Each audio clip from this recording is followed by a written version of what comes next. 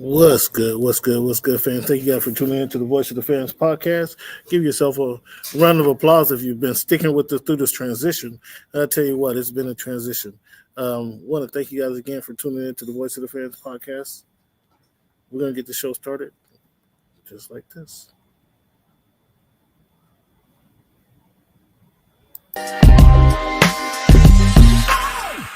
Am I speaking to right now? Cameron. My name is Cameron. Cam Buford. Hey, it's Peter Rosenberg. I'm hanging on my man Cameron Buford. You got some good questions today. I'm a golfer fan. There's always room for improvement. I'm more a fan of boxing. Boxing is my main sport. All we want to see every year are the best two mothers getting in the ring and getting them. I got some of this for you. Goodness. For me? Yeah, just for you. Think about it like this. The promoter pays the fighter. The fighter pays the manager. Okay. So the manager works for the fighter, and the fighter works for the promoter. Okay. So you are lifting weights currently?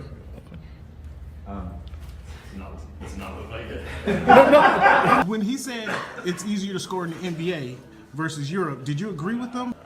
To me, it's easy to score all over the world. Can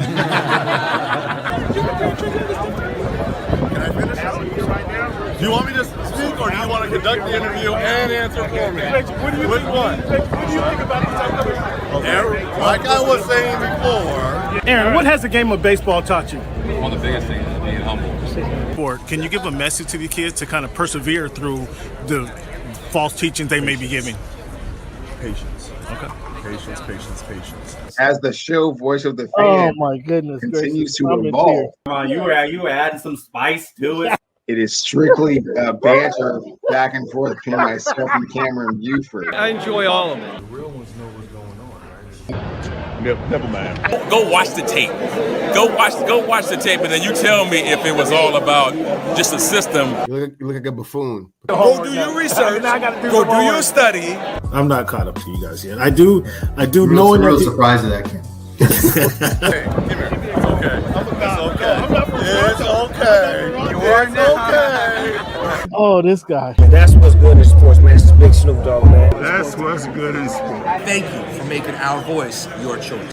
If you haven't told your girlfriend about the show, tell her about the show. If you haven't told your boyfriend about the show, tell him about the show. If you haven't told your cousin, your uncle, your grandfather about the show, let everybody know about the Voice of the Fans podcast. Hey, man, thanks for making our voice your choice. You know how we do.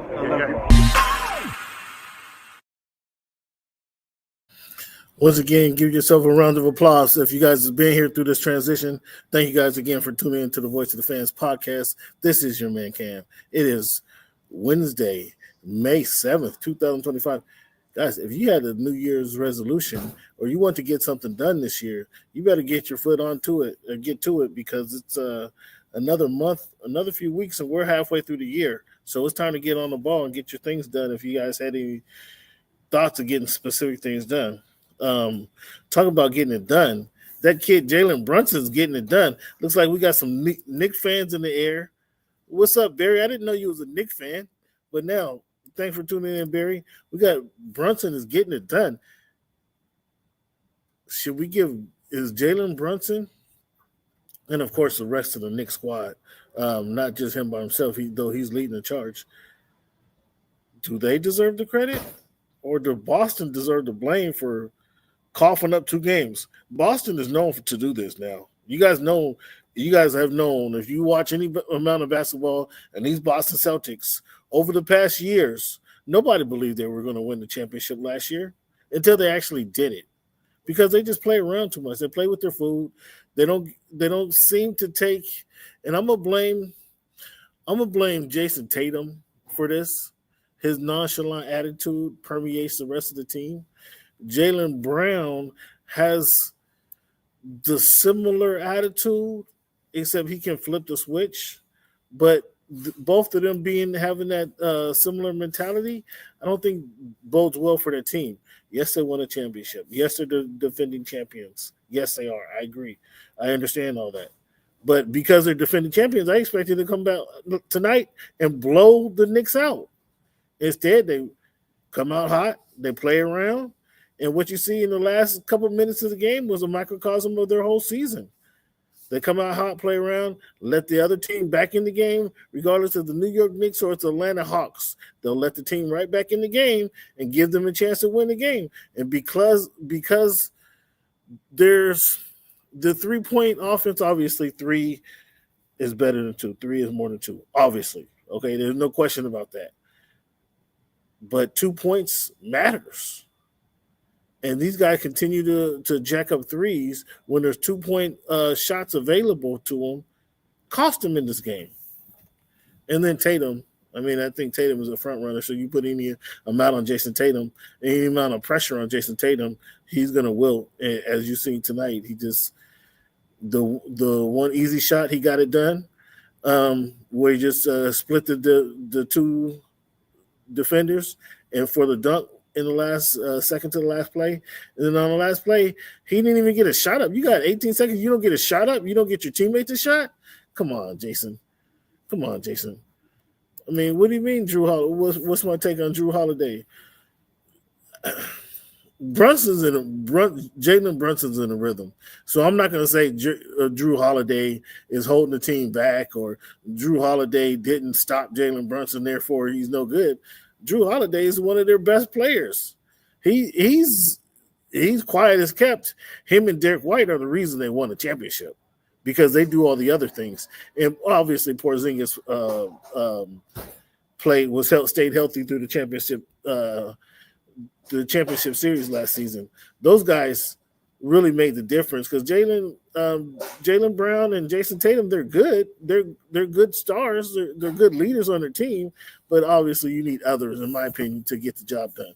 So what's my take on Drew Holiday? Again, he led the charge. Him, Derek White, and Kristaps Porzingis led the charge for them to capture their world championship last year, more so, I would say, than a Jason Tatum. That's how I feel about Drew Holiday. I'm not going to give him because he's supposed to be an all-world defender, and then Brunson comes in here and puts up. I don't even know what Brunson scored tonight, but he put the team ahead late in the game because he did that on Drew Holiday. Good offense beats good defense most nights, don't it? In most sports. A good batter is going to be good pitching in most sports.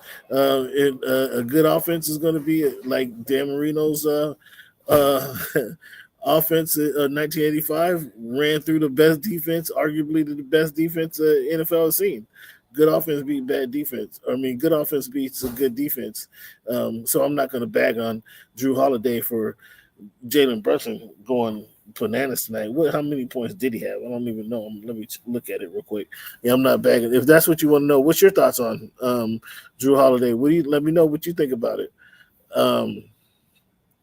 Because Brunson just keeps doing his thing. And I don't know, the ball's rolling. Like Charles Barkley said, once the house on fire, you better get the women and children out because there ain't no putting out that fire. And that's what it looks like with Brunson against anybody. It's hard to put out that fire once Brunson gets going because he's doing his thing. He can get anywhere he wants to on the court, and he can do his thing. So tonight, Brunson had 17, 7, and 3 with two turnovers. He was their third best scorer tonight behind Hart and Karl Anthony Towns. Bridges had 14 points, but most of those were in the second half. So Boston blew this game. Just looking at the stat sheet, the first thing I'm gonna go to is they were 10 for 40 from deep. That's the very first thing. And overall, they're 34 for 94, so they're 30%. I think that's equates to like 30% if my math is accurate. That's about 30% or 33% of their shots, which is not a good shooting night. Get to the hoop, man. You got Jason Tatum, one of the most athletic forwards in the game. Jaylen Brown, one of the most athletic forwards in the game. Get to the bucket, man. Let those other guys shoot the three-pointers. But the coach is going to tell them tonight, go ahead and jack up more three-pointers. So, yeah, they were 29%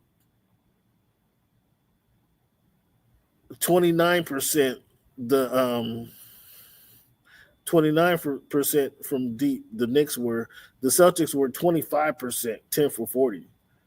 Like, come on, guys. At sooner or later, and they're 36%, 33 for 94 tonight, from inside the paint.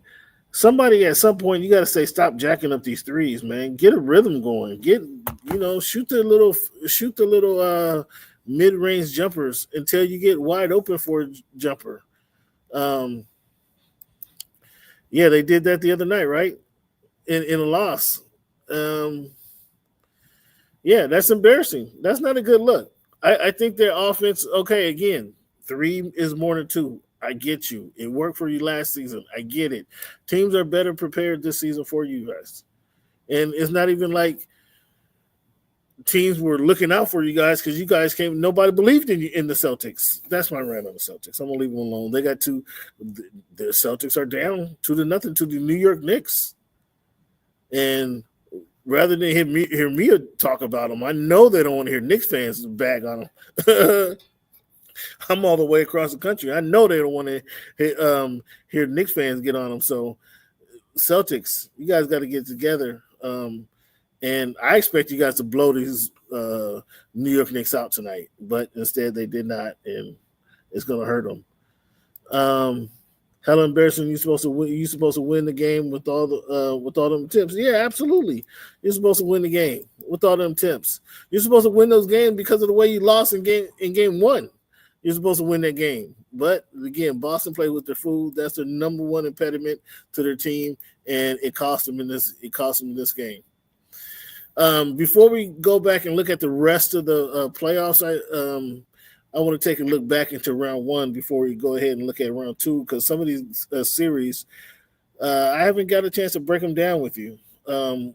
Being more specifically, the Grizzlies getting spanked up and swept out against sent fishing by the Thunder, who blew them out 4-0. Kudos to the Thunder, obviously, for handling their business.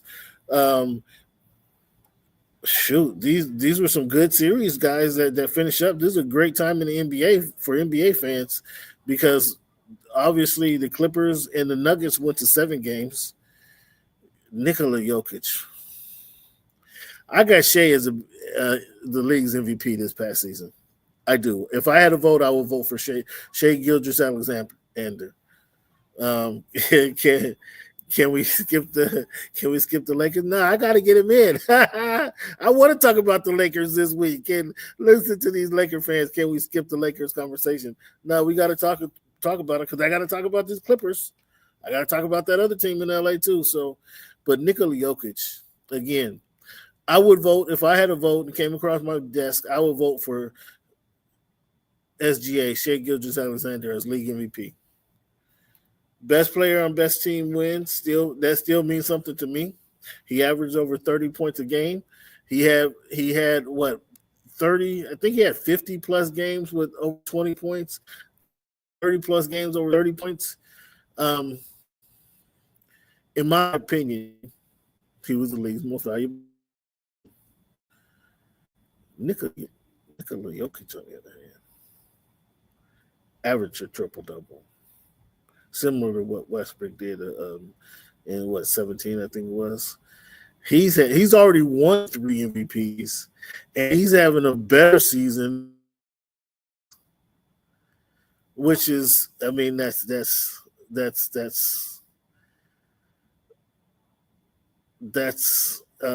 unbelievable. Not unbelievable. That's he's balling. If you guys ain't got a chance to watch this dude, man, you got to tune in and watch Nikola Jokic get down. He's not fast.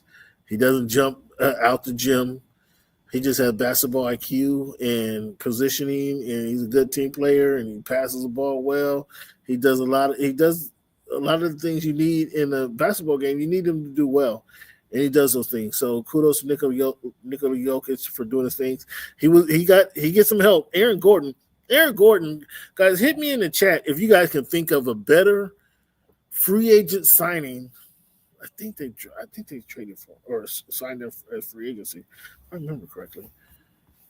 A better pickup, I think it was a free agent. Better pickup than Aaron Gordon on the Denver Nuggets for a long time. And that has to be one of the better pickups because he's more athletic than Jokic. He's stronger than Jokic. He can play better defense on the opposing team's best big man. So he fits in with Jokic just like a Lego piece, just real sweet and real easy. Okay, I appreciate that. Appreciate that. That's a great pickup. A great acquisition. However they got him, I mean, Aaron Gordon's been spectacular. And the alley-oop, 3-point alley-oop game-winning dunk that he had on the Clippers, that was a heartbreaker. Because then again, the Clippers never really recovered from that. That was game 2 because they won first game at home, but they never really recovered from that. And then Gordon did it again. Now there were some things. The other night that allowed him to do it again, but Gordon did it again. He's been really, really good for the Denver Nuggets. Got him a championship. I'm happy for him because everybody, if he never got out of Orlando, everybody just see him as a dunker. And clearly his game is more than that. So kudos to him. Westbrook again had a throwback game in Game 4 to give the Nuggets a lead, 3-2 lead over the Clippers. And then it was Kawhi Harden against Nikola Jokic and Jamal Murray and Michael Porter Jr. and Christian Braun, Peyton Watson, for a chance to continue the Kawhi Harden era, and these guys just fizzled on out. I mean, fizzle out. If you lose a heartbreaker like these Boston Celtics has lost to the Knicks in back-to-back playoff games, that's one thing. But to get dusted off the court, to have the bench players in 9 minutes to go in the fourth quarter, and the game's already decided, that's embarrassing. That is embarrassing. And I think Clippers fans is somebody I admittedly rooted for the Clippers. I'll say that. As a Clipper fan, I'm happy to see Kawhi finish the season. Can't be mad at him because he didn't get something done. I'm truly happy for Kawhi to finish the season. James Harden, I mean, as I talked about the Boston Celtics, you are who you are until you change your spots. Can a leopard change his spots? Apparently not, because Harden is somebody who has a great, spectacular regular season, multiple regular seasons, also a former MVP. But when it comes down to it, in the playoff time, he doesn't get it done. Be it his fault, his team's fault, whomever's fault, the coach's fault, the trainer's fault, the team physician fault, whoever's fault you want to put it on, the teams James Harden has been on hasn't gotten it done in the fourth quarter of closeout games. I hate to put it on you, James, but man, it doesn't look good. And you have tools, you have pieces around you. You have Kawhi, you have Norman Powell, you got Ivica Zubac, you got pieces around you. None of these guys are chump change, but it doesn't. You shoot 7 points. I was just about to put it out there. You get 7 points in the closeout game, knowing you're the number one on whatever. Some nights you may be the number one. Most nights you're the number 2 scorer, but you get 7 points when the team is counting on you. Any night you're the number 1 or 2 scorer. That doesn't look good. On what I think is like 13 shots. It's kind of late in the game to expect, what do they say? Past behavior is best indicator of future behavior. It's kind of late in the game to think you're going to get something different from James Harden. So what do you do with if you're the Clippers? If you're a Bomber and the Clippers, what do you do with a team who gets to the first round of the NBA playoffs though it wasn't an upset because Denver Nuggets were the 4th seed, they were the 5th seed, but that's an evenly matched team. What do you do if you're Ballmer? Outside of replacing the general manager, Lawrence Frank. I don't think Lawrence Frank is a bad guy. I think Lawrence Frank is a nice guy. But clearly, this hasn't worked out since they went all in for Kawhi Leonard, traded all their draft picks to get Paul George, including Shai Gilgeous-Alexander. This hasn't worked out. Has not worked out. What do you do? Do you run it back? Do you blow it up? You got a brand new stadium everybody wants to come to. Do you blow it up? I don't know. It's a tough decision. It's a tough decision. I'll run it back and make Kawhi miss the season until January. So you joking. But I said this this time last year. Actually, the Clippers were in Dallas. Kawhi didn't come back in the playoffs against he came back in game 3, did not come back in game 4, and then it was announced he had a torn MCI, I think it was, or he had some damage in his knee done, and he had to go rehab. He was done for the year. I said, just let the man start in January. If you can only get 6 months out of a season, then let him start in January, and let's push it all the way to, let's see what we can do then.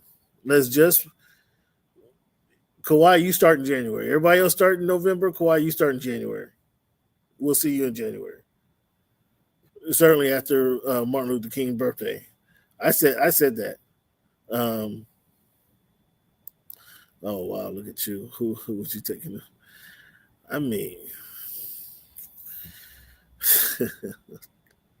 are they both healthy? Can I get guaranteed health out of Kawhi Leonard? If I can get guaranteed health out of Kawhi Leonard for the next 7 games, I'm taking Kawhi Leonard. Since we can't do that. We can't give guaranteed health. I mean, you kind of have to go with Jason Tatum at this point in their careers. I mean, you kind of have to. Kawhi's not getting younger. He hasn't shown that he can sustain a series, a whole playoffs in a while. You kind of have to take him. So, good question, though.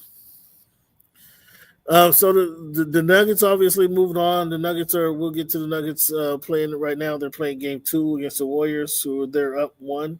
Not against the Warriors, against the Thunder, and they're up 1. Right now, the Thunder are up 35-59. See, this is what I'm talking about. This is how the Celtics should have come out against the Knicks. It got them down by 20, but whatever it takes, get them down, and not play with them. Who we got? Yeah, Braun is proven to be a good player. Peyton Watson is proven a good player. They put all their chips in those guys. I guess it's nice to see that those guys are paying off for them, because I think they cost themselves a championship by getting rid of Contavious Pope, not re-signing Contavious Caldwell Pope. The role that Peyton Watson was doing, I think they let him go, and they missed what he brought to the court. What PJ Brown brought to the court is what Christian Braun's doing, and they had those veterans in place when they didn't bring them back. And now that these young guys are getting up to speed, I think it's really paying off and helping them out. But I think they cost themselves another, at least a chance to defend their title by not bringing that core unit back, in my opinion. I like continuity. They didn't have continuity. Speaking of continuity, one team that has had continuity this year in the playoffs is Anthony Edwards and his Minnesota Timberwolves. Going into the series, I thought Ant, coming off of his year at the in the Olympics, coming off the year in the finals, he should be ready to explode about that time. And you see he feeling himself. He put it right to Luka Doncic and LeBron James and the Los Angeles Lakers. Going up 3-1, there was nothing the Lakers could do. I mean, they couldn't go to their bench. They couldn't do anything. There was nothing the Lakers could do to kind of stop what Anthony Edwards was bringing to them. And then the rest of the guys on the Minnesota Timberwolves, they weren't able to shut off their water either. I'm talking about like Naz Reid. They weren't able to shut him off. So it was a collection of guys. Julius Randle, who, you know, he was itching to get back at the Lakers, one of the teams that traded him away. So he really loved that series. So that was a really interesting series, and kudos to the Minnesota Timberwolves for stepping up. Who I got in what series? Who I got in what series? What series you talking about?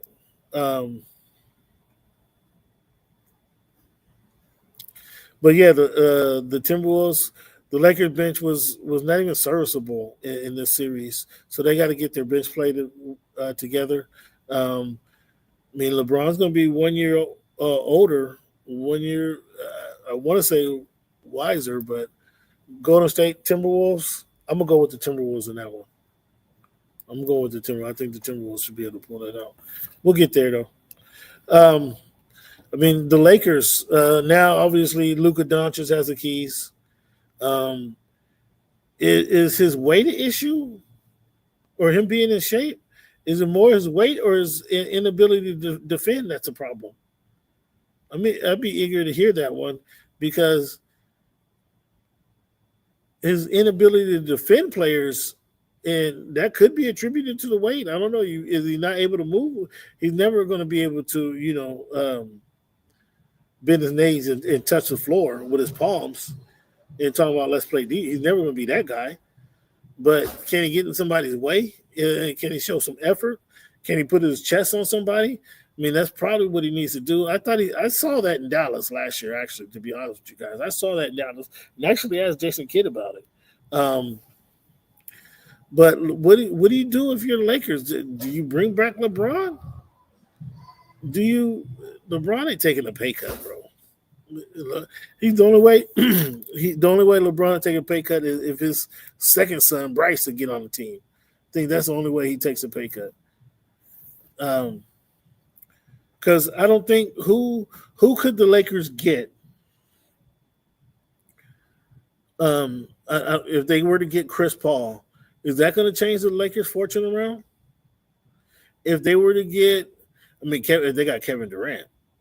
Now we're talking about, but can these three guys, LeBron and KD, can they stay healthy enough to kind of help Luka get to where they want to go? I mean, KD would be a pretty awesome fit because now you can't sag off the corners, you can't sag off the edges, and Luka's going to have free reign to the hoop. And then if LeBron has the ball, you can't sag off of who you going to sag off. You have to guard Luka and KD, so LeBron can bully ball his way back to the hoop. That would be amazing. But KD don't want to do that. KD don't want to jump right back into a center. What center? Who are you going to get? The question I was leading towards. What addition could they make that makes this team a championship squad?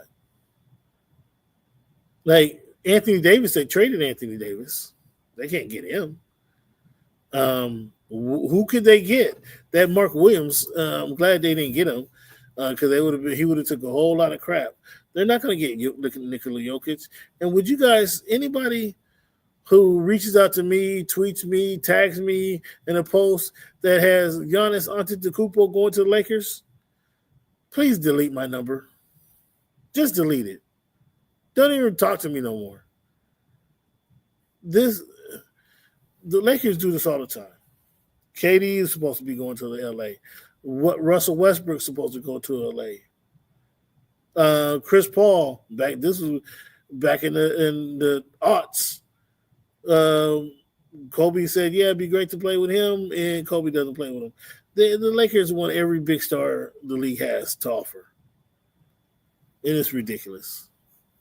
Again, if you reach out to me and please don't reach out to me with anything having to do with Giannis Antetokounmpo showing up in a Laker uniform. Just delete my number. Luka needs a Derek Lively, David Gafford type center who can catch lobs. Absolutely. I certainly agree with you. But why didn't they use Jackson Hayes? That's what Jackson Hayes is, isn't he? I thought when New Orleans drafted Jackson Hayes, I didn't think he fit well with what's our guy's name in New Orleans? Zion. I didn't think he fit well with Zion because Zion wasn't a passer like that. He wasn't a lob thrower. He wasn't setting his centers up for or his big men up for lobs like that. That's why I guess he didn't work out in New Orleans. But he came into the league running the floor lob dunks. So I thought, why didn't Jackson Hayes get some playing time? That was kind of a shock to me. I don't know if Reddick saw him out one night and saw who he was with and didn't want to give him no shine. I don't know what the deal was, but I thought Jackson Hayes was. I think Jackson Hayes would have been as good as Williams could have been. He fouls his way out of the game. Well, you gotta get in the court. You got to get in the game. If you got to get in the game, you got to add some playing time. That's the only way you're gonna fix that. And if you're not getting in the game, that's gonna always be a problem. But appreciate that feedback. Kill Raven. So the last series I want to talk about in the first round was Houston Rockets. Excuse me, the last series in the Western Conference, rather. The Houston Rockets losing to the Golden State Warriors. Now, I think this here was a situation of veterans taking advantage of the youth. The Rockets are a better team. They just didn't know how to win basketball games, specifically playoff games. The Rockets are a better basketball team than the Golden State Warriors. The Golden State Warriors have infinitely more years of playoff experience than the Houston Rockets do. I mean, I don't know off the top of my head, but how many Houston Rockets went to the finals? That would be one Van Vliet, right? So Van Vliet has won at least 3 series 1 year. Dylan Brooks has won a couple NBA series because with Memphis, he got to the second round a couple times. So those are the only 2 guys. So they have 6 playoff series between on their team. Whereas you look at Golden State, Jimmy Butler got his team to the finals. Draymond Green played in the finals 4 times minimum. So has Steph Curry played in the finals 4 times, 5 times because they did lose to the Clippers or to the Cleveland Cavaliers, right? So would they have to win 3 series, 5 times 3, 15? So they got 15 games just right here recently, just in their championship years. That's Draymond Green, Steph Curry, that's 30 years between the 2 of them. And then Jimmy Butler, you got to add his other couple years, 6 games, so 35 games versus the Houston's 6 games of playoff experience. And you saw it. That's what happened. That was experience. That was experience right there. Rockets blew it. I'm not saying that they blew it, but it was the years of experience is why they didn't win the series. They didn't. They are the better team, and I'll argue that with anyone, but they just didn't. They just don't have the experience. They don't have the experience to run with these guys. Kill Raven, you had some good stuff out here. What did you sell? Some question I didn't answer.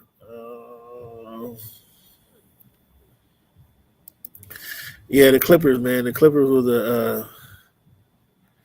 They would have lost to OKC. They would have lost to them too. Look, this game is 76-43. And this is what I'm talking about. Go to town, go to work and handle your business. This was the Celtics. This is how the Celtics should have beat the New York Knicks. Go handle your business. Show them who you are. but we still wondering who the Celtics are. But yeah, it's 78 now to 78 to 43. Now that's the way this is supposed to be going.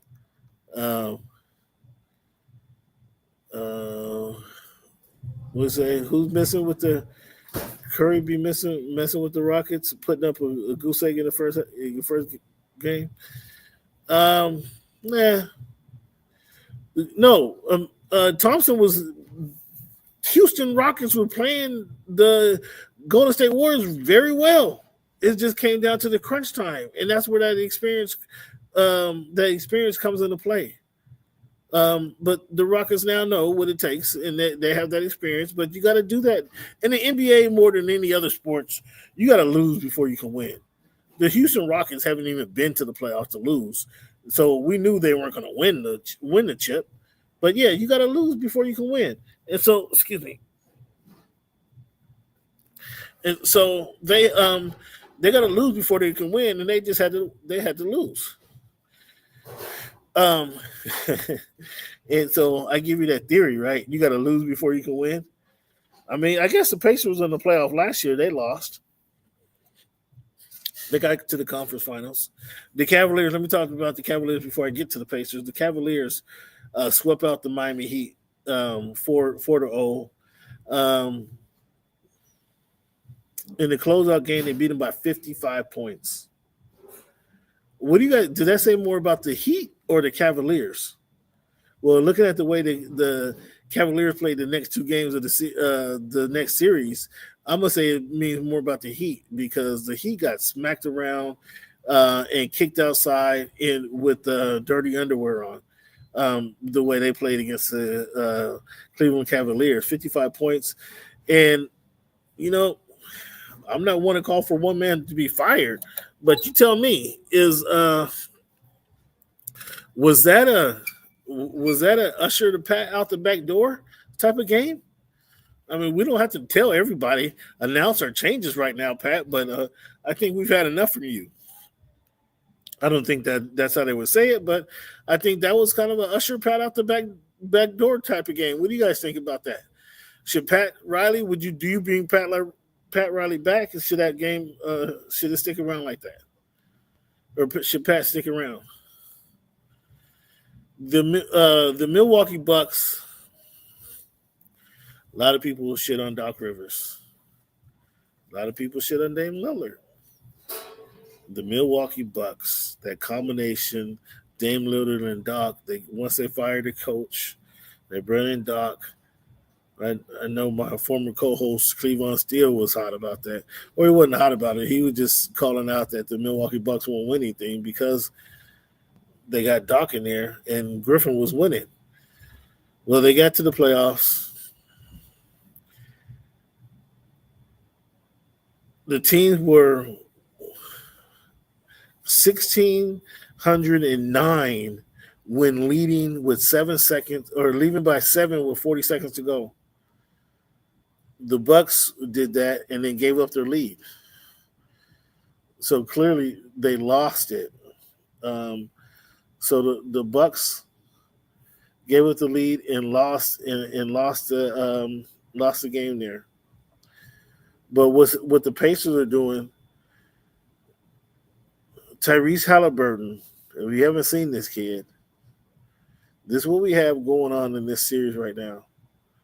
We have two players playing in this NBA playoffs with field goals in the final seconds of the fourth quarter or overtime for wins.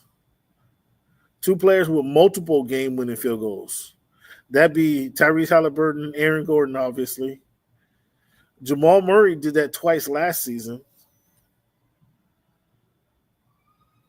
LeBron James also has done that, and Robert Horry has done that. That's interesting. That's the category that Tyrese Halliburton has put himself into.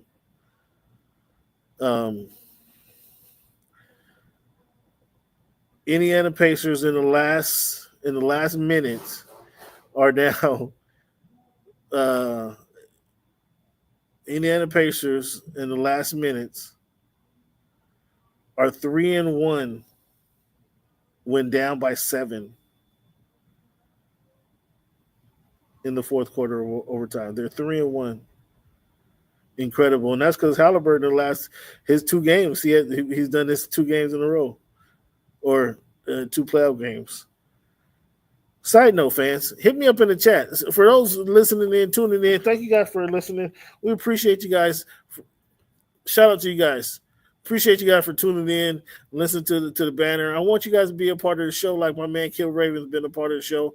Be a part of the show.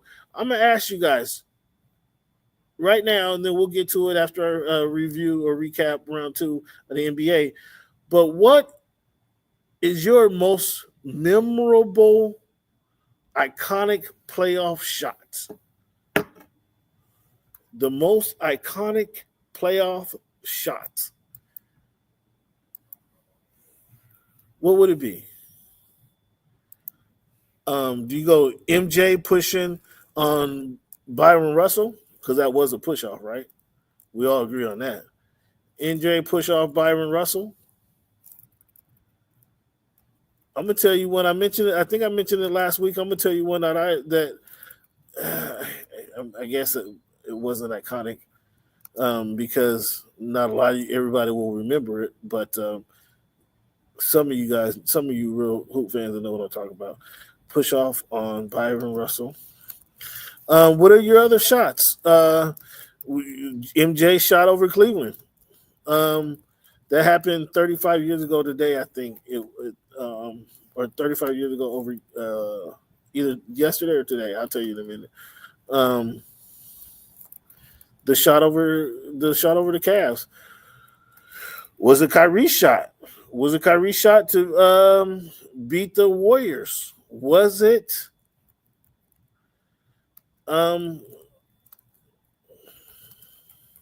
what do you think? I'm just naming stuff off the top of my head. I really don't have a list. Usually I would have a list. I wanted to mention this to you guys, but usually I would put a list together. But I'm just thinking about these off the top of my head.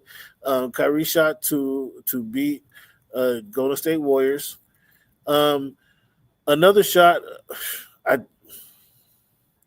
All right, so I already just supplanted the one shot I thought was a good one. And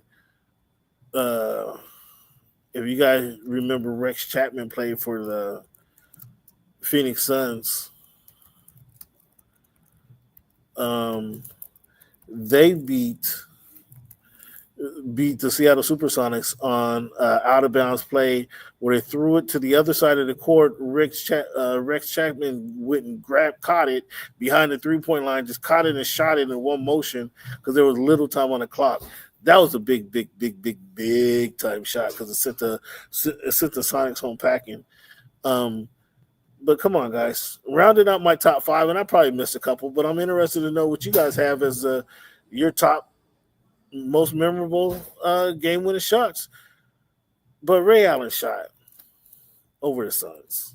I mean, is there a more iconic shot than Ray Allen over the Spurs when they had brought out I think the championship was the Larry O'Brien was in the building. I think they had took it out the case. They had roped it off before Ray Allen came back to make his shot. I mean, was there another more iconic shot than Ray Allen's, guys? Help me out. Somebody help me out. Somebody tell me if they can think of a more iconic shot than Ray Allen's shot in the playoffs. I can't think of the only one that could possibly touch it was MJ's final. Well, what we thought at the time was his final jumper to walk off. That's the only thing that I could think could touch it again. Kyrie shot to beat Golden State. That was a game winner. Rex Chapman, but that wasn't for the finals. MJ shot for over the Cavaliers. That was just to get out of the second round or get out of the first round. Ray Allen's jumper over the Spurs changed the momentum of that series. You tell me, is there a more iconic shot than Ray Allen's over the Miami Heat jumper over the San Antonio Spurs? I'm eager to listen to fans to hear what you guys think. In round 2, What we had coming into the night, we had home teams were 0-5 coming into the night. 0-5 coming into tonight's game. If that's 0-6 because Boston Celtics lost to the New York Knicks tonight, so that's 0-6. Can the Oklahoma City Thunder hold on? They're up 54-35. Russell Westbrook at the line for a free throw, and he goes up 55-35. So right now, with 14 seconds in the third quarter, the OKC Thunder are up by 30. Up by 30. This is what I'm talking about. Sending the message to your opponent. This is how Boston should have beat the New York Knicks tonight. They just didn't have it in them. Talking about not having it in them. Or let's talk about if you got it, you got that thing. And like we saw Halliburton hit the jumper last night, and then he pulls the Sam Cassell with the big old stones.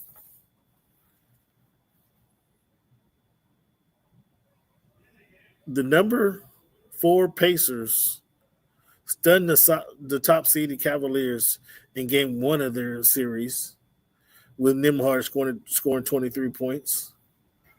Donovan Mitchell had 33 points, but it was the defensive intensity that the Pacers were showing kept them out of the game. In Game 2, Donovan scored 49 points. Halliburton come back with the game winner to go up 2-0. Not at all what I anticipated.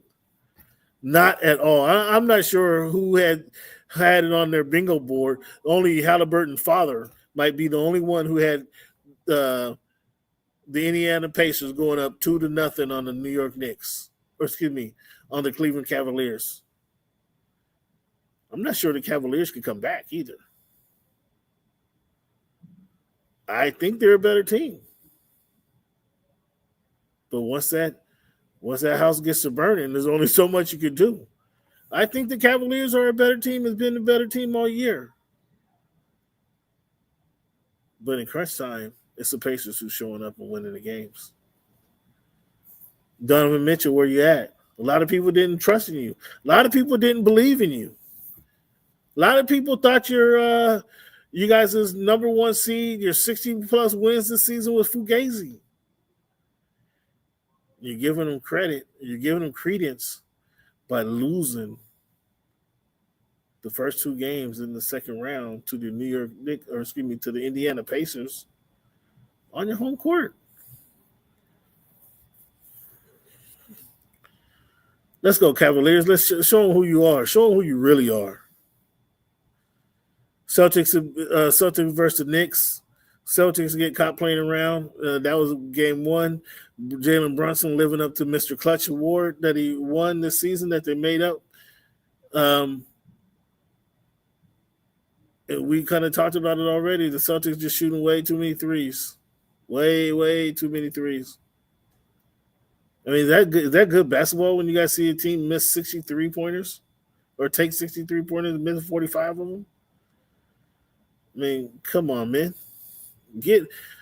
Step in, shoot that midi jumper, get some points on the board, get your rhythm, and then when you get that hot rhythm going, you get that good lather up, then you step back.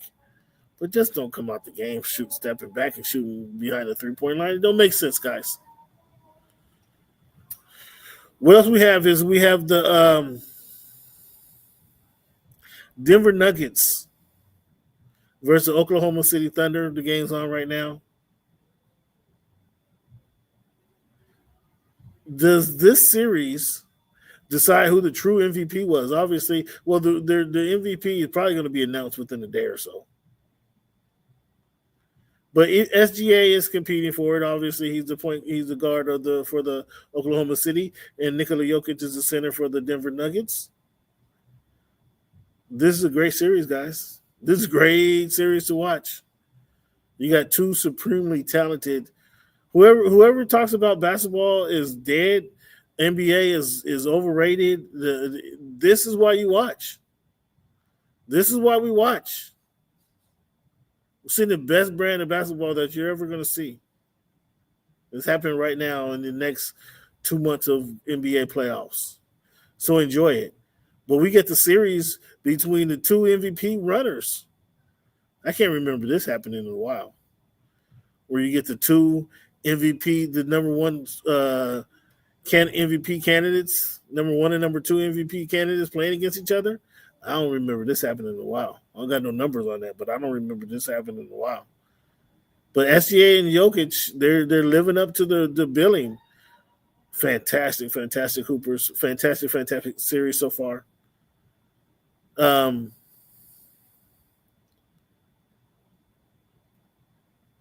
Denver Nuggets took a lead. The Nuggets took an early lead in the series, and I thought this was game 2 I'm watching, not game 3. Just trying to confirm before I give you guys some faulty information. This is game 2 of the series. Let me just confirm, fans. I just want to confirm. Yeah, this is game 2. The Nuggets are only up 1 game. For whatever reason, I have them being up 2 games. But a 3-pointer that Aaron Gordon hit was killer. 3 seconds left, showing Aaron Gordon's worth. Again, was there a better pickup? Anybody hitting me up in the chat? Has there been a better pickup acquisition than Aaron Gordon, and that's fit with a team than Aaron Gordon has? I mean, obviously Moses Malone back in '83, where they go 4-4-4. They needed a big man, somebody big man down low, get some rebounds. Dr. J did, and they went and got him, and they win a championship. What other pickup has been that solid? I guess somebody can say Jimmy Butler to the Warriors, that acquisition, because they've been the number 1 defensive team since they acquired them, and they've been playing tremendous basketball. Got them into the second round, got them looking good. So that one could say that would be a legitimate answer, is Jimmy Butler. But that hasn't paid off to championships at this moment. But they're looking pretty solid. It just hasn't, obviously, as I said, it hasn't won the championships at this moment. But right now, they're up on the Timberwolves. They beat the Timberwolves bad yesterday. So Curry goes down in the first half with a hamstring issue. And the Warriors are a wounded animal. What do wounded animals do? They fight back, most times harder than they would have fought before. So they, in the midst of them fighting back, they smacking the Timberwolves around. The Timberwolves, they probably took their foot off the gas a little bit. If the Curry goes out, we can get these guys. They can't beat us without Curry. But they go up by 20 points on you guys. Anthony Edwards, you can't let that happen. That's Anthony Edwards. This is on your watch, big fella. You can't let this happen. So expect the Timberwolves tomorrow. Again, these guys losing these games at home, losing these first games at home, need to come back and put the smack down on an opponent, show them, like, you guys got lucky that first game. There was some divine intervention to help you guys get that win. Because as OKC is showing right now, like, that just don't happen all the time. They're showing Denver, this don't happen all the time.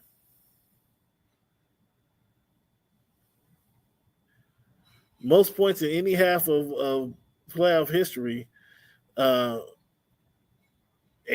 points, first half 87-50. Yeah, I mean, I didn't even really consider 87 points, but they're putting the smackdown on. Like, they came out ready to play. That's what you're supposed to. That's what these veteran teams are supposed to be doing. So let's see. I think they're going to win tonight. OKC is, even this series up. It was she's kind of a fluke loss, but it was a loss in the playoffs. Yeah, it was kind of a fluke loss, but it still was a loss. Let's see. I don't think they're going to rebound. They're down 30. OKC lose this game, guys. You won't hear from me for the rest of the summer. OKC lose this game. And I'll make that a promise to you guys. Once again, I want to give you guys a round of applause. Give yourselves a round of applause. Give yourselves a round of applause once again for being part of the Voice of the Fans podcast. Thank you guys for tuning in. Thank you guys for tuning in to the Voice of the Fans podcast. This is your man, Cam. We used to start the show off with a numbers game, but kind of pulled away from that for the recent weeks here. But to bring it back, and if we look at the number 7 with it being May 7th, 2025, when you think of the number 7, who comes to your mind first? Or who wore it the best? Rashard,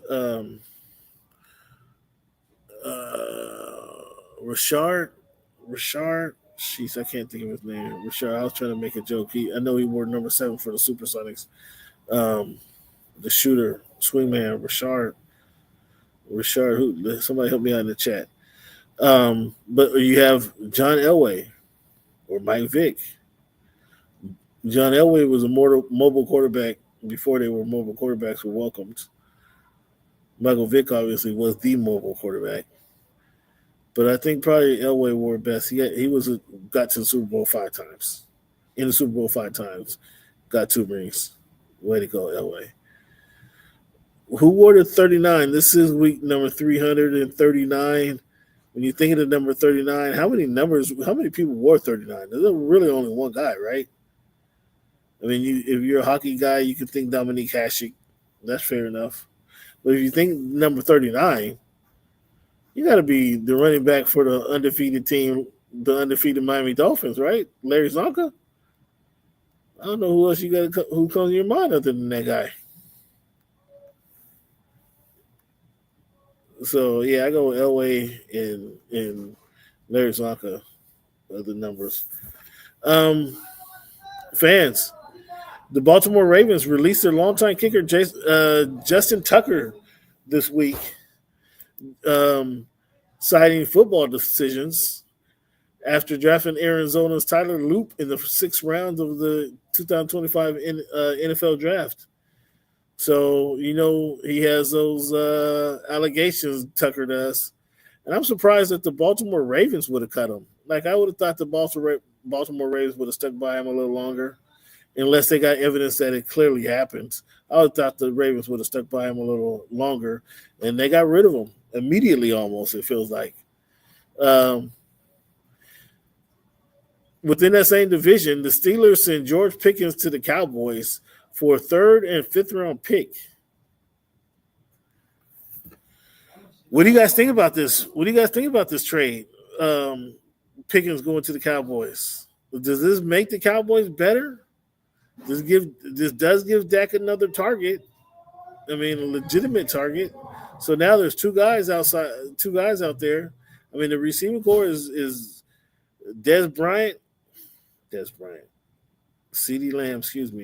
CeeDee Lamb, and now you got George Pickens. That's a solid receiving core. If they get anything out of their running game, out of the rookies that they drafted, they got drafted running back from Clemson, Phil Maffa, and then they also drafted a running back out of Jaden Blue out of Texas. Both of these guys are going to get time at the ball, regardless. Blue was drafted in the 5th round. Maffa was drafted in the 7th round. Both of them are going to get opportunities to run the ball. Stick around, stay healthy, pay attention, make friends. Both of them are going to get time to run the ball. But so they're obviously been a passing team anyway with Dak. He'll be back this year. So the running backs to get a chance to kind of ease into the offense. They're not going to be bell cow backs. They're not going to get it they're not going to have 18 carries a game, but they're going to be able to get some, 15 touches a game plus a couple out of the backfield. That's a full day right there for you guys. But what did the Steelers do? Now, Who's going to be their quarterback? I guess that's first and foremost. Who's going to be the Steelers quarterback? Have they figured that out yet? Now they're trading receivers. Like, why do you trade for DK Metcalf and then you trade away George Pickens? Like, I thought you were trying to team those guys together. But now you do. I don't understand why the Pittsburgh Steelers of all teams traded for a wide receiver. They have a phenomenal history going back to Hines Ward of drafting quality receivers late in the draft. Think Antonio Brown. They have done a phenomenal job of drafting. You go, like I said, Hines Ward was a good receiver coming out. Who was the guy, the speedster that they got after Hines Ward?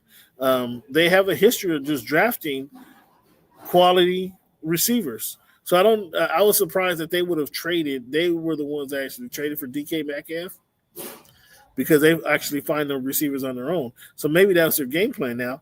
We got DK on one side. Now let's go find us another receiver, and they got that third rounder for them to go find them. But it won't be happening this season. It'll be happening the offseason. Maybe they identify or they drafted them already. Who knows? I don't know. But who's going to be their quarterback? And like Tomlin, what are you doing? Who's your quarterback, Tomlin? What's going on? Looking kind of suspect, Thomas or Tomlin. Is it offense set in Dallas? Now that they got the rookie, now that they got the rookie running back, now they got the receiver to pair with CeeDee Lamb. Is things set in Dallas? What do you guys think? I think they probably got a few more maneuvers to make. They did draft an offensive guard, but they were kind of forced to because they had two Hall of Fame offensive guards retire. So they were kind of forced into that move at the time. But it was a good move. It was a good move. What else we got going on in the NFL? To be honest with you, fans, it's been a full.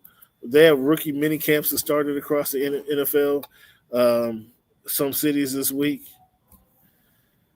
But it's been all. This last few weeks has been all NBA, really for me. Let's see. Brady says he wasn't part of the draft evaluation process. Speaking of Shedeur Sanders,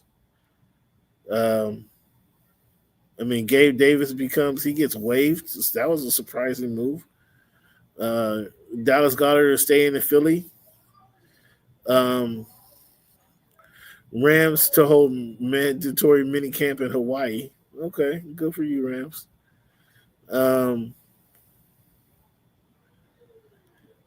Jacksonville Jaguars released Gabe Davis. What's that all about? Did what's his name move him out already? Can you say he didn't want him on the team? Is our Heisman Trophy winner Travis Hunter say he didn't want him on the team? Oh, he's gone. Interesting move there. Interesting move by the Jacksonville Jaguars. What else is on you guys' mind in regards to the NFL? Obviously, it's been teams are, like I said, they're coming together right now. They're having their mini camps this week. Most teams are. So they'll get a feeling for who their rookies are, how the rookies look in pads, showing the rookies around the city, showing them around the training camp, helping them find a house and that sort of thing. This the biggest question I get, I guess, would be who's the quarterback in Philadelphia or not Philadelphia? Who's the quarterback in Pittsburgh? That's the biggest question going into the season.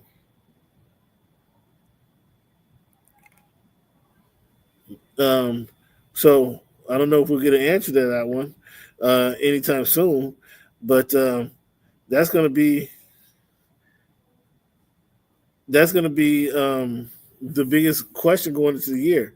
Now Dallas got almost set offense, and it'll be interesting to see where they stand.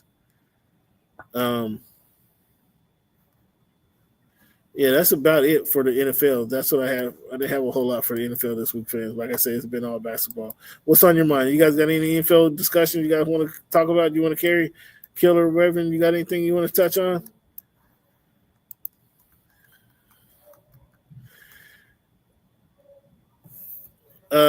Fans, one of our local sponsors here in the Northwest market, Riverside Casino, they have bonus free play Sunday through Thursday, 11 a.m. to 8 p.m., Friday and Saturday, 11 a.m. to 4 p.m.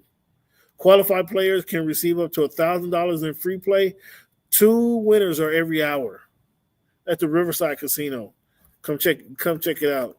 They also have Wheel Bounce Back, first Saturday every month. Last month's winners of the bonus free play wheel and the claw machine are invited for a party buffet 6 p.m. to 9 p.m. Drawings 7 to 8 p.m. 9 p.m. to spin the wheel. 2 winners per hour. That's the wheel bounce back, first Saturday every month. So once you win, you get a chance to come back and win some more. And this is, again, at the Riverside Casino, 14040 Interbourbon Avenue South, Tukwila, Washington, 98168. Go check them out.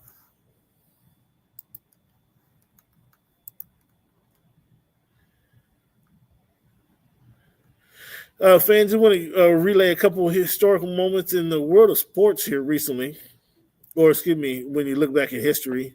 May 4th, 1966, iconic Major League Baseball player Willie Mays hit his 512th career home run, surpassing Mel Ott's National League record, that is.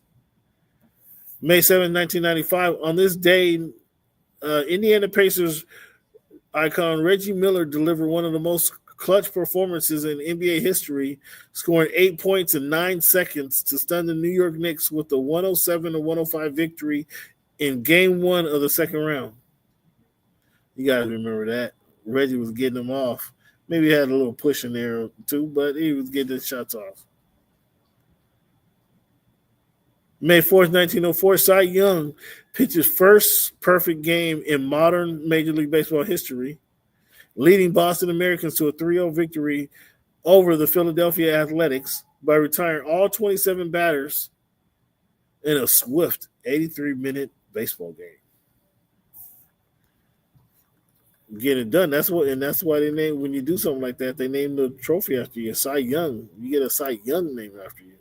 So the best pitcher in baseball is often named Cy Young.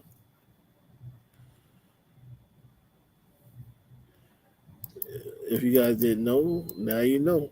So let's look at this week in history, fans. Just want to look at some major events. Haiti revolts against France, 1794. M.A. Cherry patents a tricycle. M.A. Perry patents a tricycle in 1886, fans.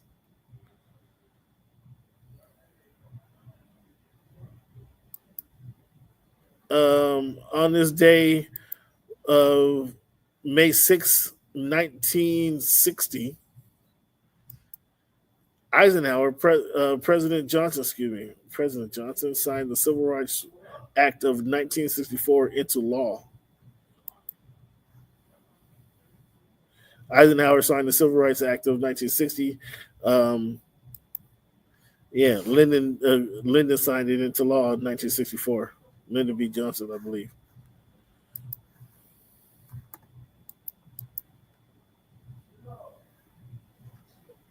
I think that's all I got for this week in history. I just like to look back at history, guys, to give you guys some people that may have been forgotten. Author of the first Black detective novel was Arthur Rudolph Fisher, who wrote the first Black detective novel. In 1950, Jackie Robinson appeared on the cover of Life. That's pretty interesting. The cover of Life, it doesn't say he becomes the first African American to be featured on the cover of Life. Jackie Robinson in 1950, obviously for breaking the color barrier. I find some of these stories very interesting. 1994, May 10th, Nelson Mandela becomes the president of South Africa.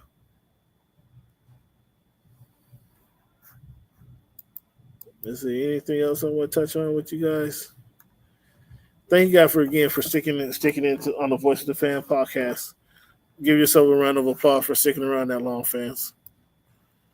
Give yourself a round of applause. So what else we got tonight? Anybody watch the boxing over the weekend? This past weekend was a big boxing fight. Canelo won over Skull. Inoue got knocked down. He won the fight, but he got knocked down. That was surprising. And then we saw Rolly Romero upset Ryan Garcia. Devin Haney outpointed Jose Ramirez, and Teofimo Lopez beat up on Arnold Barboza. So that was a good Friday night. Anybody watch the fight Friday night? They had the fight put up the ring in Times Square, which was pretty interesting. Looking at it, it looked kind of small. I really wish I'd have been there because I would like to see how they configured it. But looking at it, watching it on TV, it looked rather small. I don't know what was the feel that you guys got. It looked like maybe it was just a ring and some fans, some special dignitaries, and the media was there, and they was just counting on the making their money on the promotions, or the airtime on the zone, because it just didn't look like a crowd, a big arena. Now I could be wrong. It just did not look like a big crowd from the vantage point I saw that. What did you guys see it at? Canelo Alvarez again. He outpointed Skull. Canelo don't want to fight nobody. He don't want to fight Crawford. That fight with Crawford ain't happening. It's supposed to happen in September. I'll be there if it happens. I will say, let me say that, but I just don't think it's going to happen. I don't think Canelo wants that smoke. I don't think he really wants that smoke, man. So that's interesting. Fans, the MLB has they have a game coming up, another game in June coming up at Rickwood Field in Birmingham, Alabama. What you guys thoughts about them playing games at Rickwood Field? This is to commemorate the National League group, the Negro League. So it'll be interesting. They actually put out some rosters of this squad here. On the East squad, they got Josh Barfield. Let me see. Let me make this bigger, fans. My eyes is getting bad, fans. On the East side, they got Josh Barfield, Michael Bourne, Dexter Fowler, Curtis Granderson, Jerry Harrison Jr., Ryan Howard, Edwin Jackson, Jeremy Jeffries, Andrew Jones, Jake Peavy, Xavier Shrugs, Gary Sheffield, D. Strange Gordon, Justin Upton, Chris Young. This is that's the East team is playing that I just read to you guys. Also Jamel Weeks on that team as well. The West team is Dylan Betances, Mike Cameron, Jose Contreras, Prince Fielder, Scott Harrison, LaTroy Hawkins, Adam Jones, Scott Kazmaier, Matt Kemp, Jason Kendall, Cece Sebastian is pitching. Wow, Denard Spain, Nick Swisher, BJ Upton.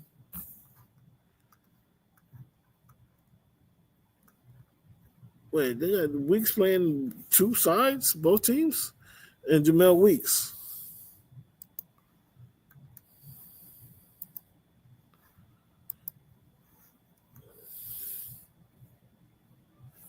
Yeah, interesting. Interesting how they playing this one here. But do you guys care about them playing at the Rickwood Field in Birmingham, Alabama? Again, this is in memory of Alabama native Willie Mays, born 94 years ago today. MLB is proud to unveil the roster for the second edition of the East-West Classic to be held June 19th at the historic Rickwood Field in Birmingham, Alabama. They got tickets for $12, fans. You probably $12 last week, but they for $12, MLB.com//Rickwood. That's where you can find tickets. $12 tickets. That's pretty interesting. But go ahead and if you guys are near the Birmingham area, it'd be a good ticket. There's only like 12,000 seats, so the tickets go quickly, but they invested a lot of money in that field. So this is the second year they did it. Last year they did it. If you guys remember, they had Reggie Jackson went crazy on them. But that'd be a good event. Fans, once again, I want to thank you guys for all of those who stuck with us through this transition. All of those who have been a part of the show, thank you. We appreciate you guys. I do. Hit that subscribe button, fans. Hit that like button. Let us know how you listen to the show. Once again, hit that subscribe button. Hit that like button. How you guys listen to the podcast. We guys thank you guys and I thank you sincerely for tuning into the podcast. And one thing I like to do,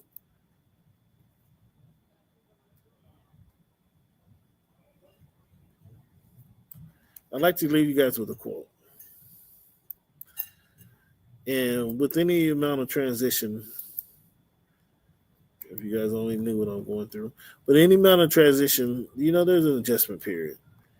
And so here's a quote I want to leave you guys for everybody. Everybody grows, develop in just different time, different space. So hopefully this is something that we all can relate to. Okay. That's my whole purpose and intent of doing this is to just give you guys some feedback. Hopefully touch somebody, give you some confidence, encouragement to get through the next several days, however crazy and stressful they may be. Just want to give you guys some confidence. Thank you guys again for tuning into the Voice of the Fans podcast. My name is Cam. You can hit me during the week on Twitter at _Voice of the Fans. That's on Twitter at _Voice of the Fans. Or you can reach me, check me out on voiceofthefans.org. You can catch all of our content there. Just as we're about to wrap up here, just give you a heads up. It's third quarter, 8 minutes to go in the third quarter. It's a 97-61 lead that Oklahoma City has on the Thunder. This is what you guys are supposed to do when you have an upset loss at home. This is how you're supposed to respond right here. Take note, Celtics. But the quote I want to leave you guys with tonight is, it's not the strongest species that survives, nor the most intelligent that survives. It is the most adaptable to change. It is not the strongest of the species that survives, nor the most intelligent that survives. It is the one that is most adaptable to change. That's from Charles Darwin. So meaning, it's not always the strongest, it's not the smartest, but you got to be adaptable. You got to adapt. If you don't adapt to your audience, if you don't adapt to your territory, if you don't adapt to your surroundings, you may not survive, and regardless of whatever field it is. But you gotta be adaptable, fans. Thank you guys again for tuning in to the Voice of the Fans podcast. Like every week, please hit that subscribe button, hit that like button, show me you care, show me you're listening. And I want to thank you sincerely. Thank you for making our voice your choice. Have a good night.